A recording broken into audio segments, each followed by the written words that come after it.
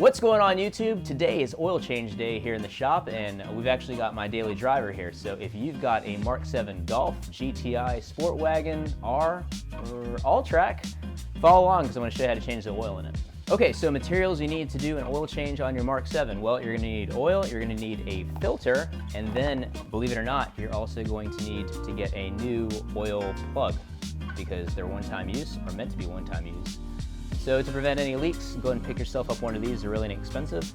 But to make things easy, I actually purchased all three of these things, oil, filter, and new plug from Deutsche Auto Parts out of North Carolina. I'm not endorsed or sponsored by them, but they make it really simple with their oil change kits. I'll put a link below and how to, or where to find them. So shout out to ShopDAP or Deutsche Auto Parts. They've been great to deal with. Now for tools, to take your oil filter housing off, you're gonna need a 32mm socket. This is just an impact, but you can get them online, you can get them locally. At the minimum, you're gonna need a flathead to get that oil filter plug off, but a nice to have is actually a Volkswagen oil filter plug tool. And I'll put a link below where I got this one. I think this is a Schwaben one, but I mean, I think tons of tool manufacturers make these, but it makes it really easy to get these in and out without, damaging these things when you put them back in.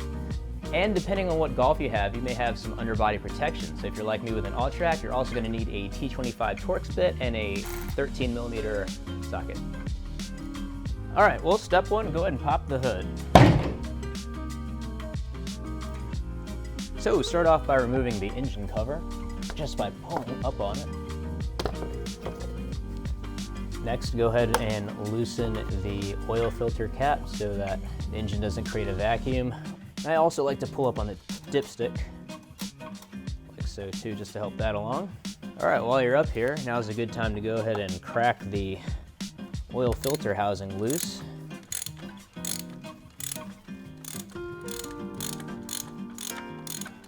No need to take it out all the way, but just enough to kind of, again, get that oil, the rest of the oil to fall back into the oil pan. Let that sit there. Alrighty, like I said, if you're like me with an Alltrack, you're gonna have this sort of composite skid plate under here. So you're gonna have 4 of these T25 Torx screws on the passenger side, and 3 of these T25 Torx screws on the driver's side. And so you go ahead and remove those. And then you'll have these 13mm bolts holding the rest of the skid plate in there. So go ahead and take those off.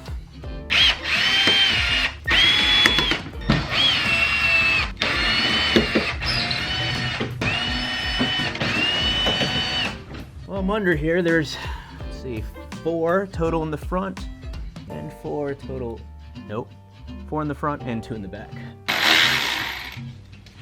1, 2, 3. All right, so I recommend removing the front ones first, since this front tray is actually, or this front skid plate's resting on the lip here. It's not gonna fall on you. So while it's there, you can go ahead and get the back. Oh, I misspoke a second ago. It's actually 3 back here. So, whoops. Whoop. And the last bolt, so 3 in the back. At this point, be prepared to catch the skid plate, which is more or less of an awkward.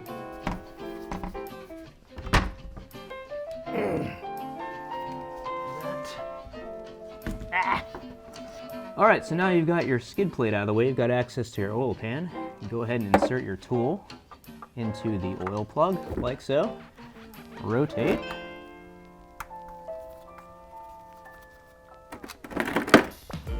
She's out. All right, so while that's draining, let's jump back on top and take care of the oil filter.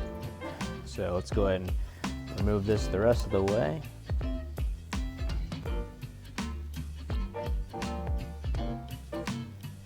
All right, so you've got the oil filter housing out. Now you can go ahead and pull out the old oil filter.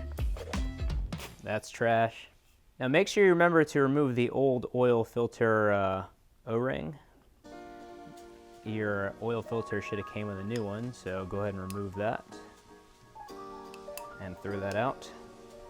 And at this point, I like to clean the oil filter housing because I'm incredibly OCD.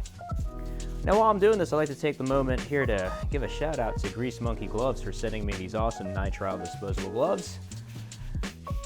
So thank you. All right, installing the new filter. Literally just sit it into the oil filter housing and click. There you go, and that's how you know it's installed. And don't forget to install your new O-ring. Be sure to lube this up first before slipping it onto here. Now you got your new O-ring all nice and lubed up. Go ahead and slip her right back into the groove. That last groove right there, that's actually a little bit wider than all the other grooves. It'll literally just seat. Right there. So that's how you do it. And now that the oil filter housing is greasy again, go ahead and clean that off, if you care. Alrighty, at this point, you can go ahead and reinstall the oil filter. Go ahead and just thread it all in there by hand first, is what I like to do. And then finish her off with your ratchet. Now this thing is rated to 25 Newton meters. I don't have a torque wrench that goes to that, so I just turn until it stops, and then kind of that's it. I don't force it. It's made of plastic. It's got an O-ring. It's gonna seal. It's fine. So by this point, you should be done draining the oil pan. So go ahead and install your new oil plug. Make sure to also lube the seal here before installing. And it literally just inserts, rotate, and there's an indent. You'll hear it click. And when it stops, you're done. Don't over tighten it because you can strip out and damage the plastic oil pan here. And now's a good time to just clean up all the residual oil. All right, so once you've got your oil pan plug in, you can go ahead and reinstall your skid plate. And if you're not like me and you don't have a skid plate, then lucky you.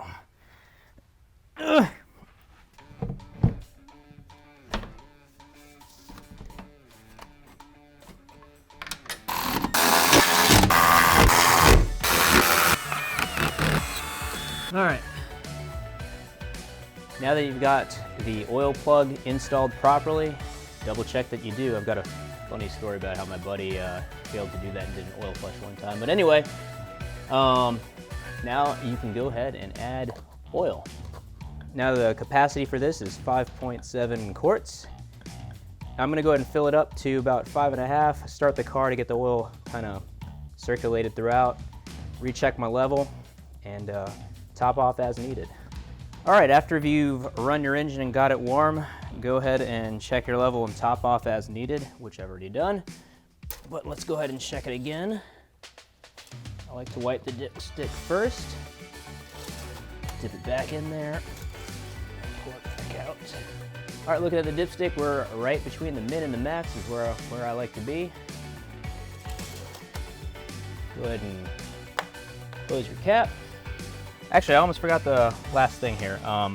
You need to reset your oil service reminder. So with the ignition off, hold the trip button here and then turn it onto the on position, but don't start the car, and it says reset full service. Press it again and it resets it. All right, make sure you get your engine cover back on there. Make sure everything's all buttoned up and clean, and you are done. That's it. That's all it takes to change the oil in a Mark 7 Golf. Thanks for watching me do it in my car. Please like, share, and subscribe, and be sure to drop a comment below. And I'll catch you next time. Cheers.